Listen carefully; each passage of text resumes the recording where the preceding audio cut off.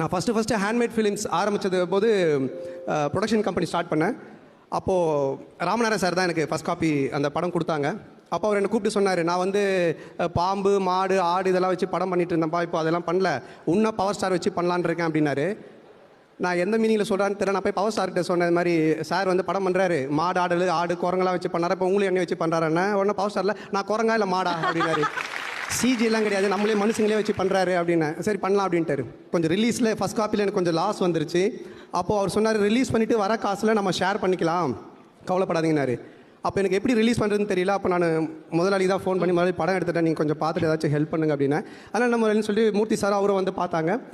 கண்ணால் எடுத்து ஆசையாக நல்லா இருக்குது. என்ன சொன்னாங்கன்னா, கொஞ்சம் வெயிட் பண்ணுங்கள், நான் நவம்பர்லேயே முடிச்சுட்டு ஆல்ரெடி முன்னாடியே முடிச்சுது, இப்போ ரிலீஸ் பண்ண வேண்டாம், இது ஃபெஸ்டிவல் ஃபிலிம் இது, அதனால் நம்ம பொங்கலுக்கு ரிலீஸ் பண்ணலாம் அப்படின்னு சொன்னார்.